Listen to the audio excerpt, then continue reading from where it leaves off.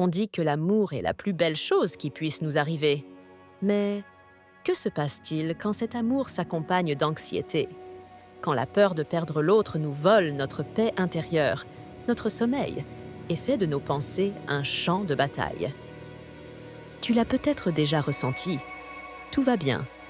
Il n'y a aucun signe de danger. Et pourtant, cette voix dans ta tête commence à murmurer. Et s'il ou elle me quittait? Et si un jour il cessait de m'aimer? Et peu à peu, ce qui devrait être de l'amour se transforme en peur. Cette peur de perdre la personne qu'on aime est plus fréquente qu'on ne le pense. Elle n'est pas une faiblesse, ni un manque d'amour. Elle naît souvent d'un passé douloureux, d'une estime de soi fragile ou d'expériences d'abandon non guéries. Mais il y a une vérité essentielle.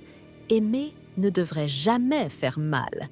Quand la peur devient plus forte que la confiance, il est temps de faire une pause, de respirer et de se reconnecter à soi.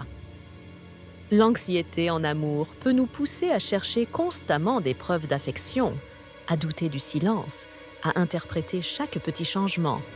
Parfois même, on sabote la relation sans le vouloir, en essayant de contrôler ce qui ne peut pas l'être. Mais voici la réalité. L'amour ne se garantit pas avec des chaînes. L'amour se construit dans la liberté. Personne ne peut te promettre de rester pour toujours. Mais quelqu'un peut choisir d'être là aujourd'hui. Et cela suffit. Alors, comment apaiser cette peur qui te ronge de l'intérieur? D'abord, reconnais ce que tu ressens. Ne le cache pas, ne te juge pas. Dire « j'ai peur de le perdre » est déjà un premier pas vers la guérison. Ensuite, renforce ta relation avec toi-même. Plus tu es conscient de ta propre valeur, moins tu as besoin de l'amour des autres pour te sentir complet. Tu étais déjà quelqu'un de précieux avant cette relation, et tu le resteras, quoi qu'il arrive. Troisièmement, parle. L'anxiété grandit dans le silence. Exprime ce que tu ressens à ton partenaire avec douceur, sans reproche. Le véritable amour se nourrit de vulnérabilité et de communication sincère. Quatrièmement, prends soin de ton corps, de ton esprit. Respire, écris, marche, médite, demande de l'aide si besoin. Tu n'es pas seul. Et surtout, comprends bien ceci.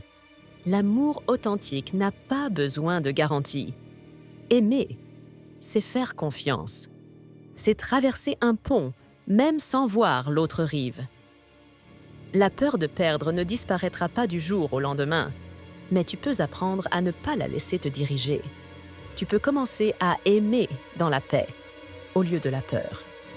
Parce que lorsque tu crois en toi, lorsque tu sais ce que tu vaux, lorsque tu comprends que l'amour est un choix libre, alors tu cesses d'avoir peur.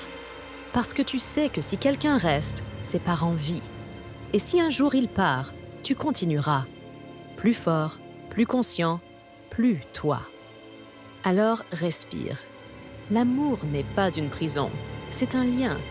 Et tu mérites d'aimer, sans peur.